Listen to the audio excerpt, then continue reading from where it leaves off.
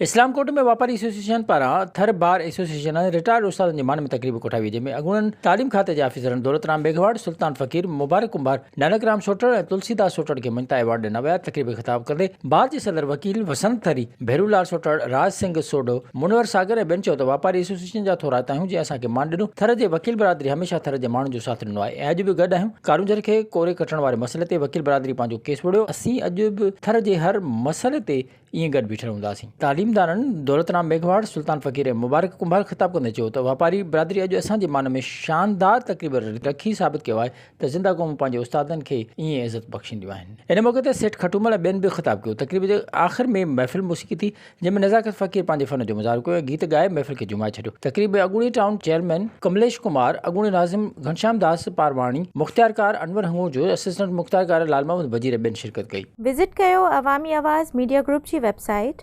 awamiawaz.pk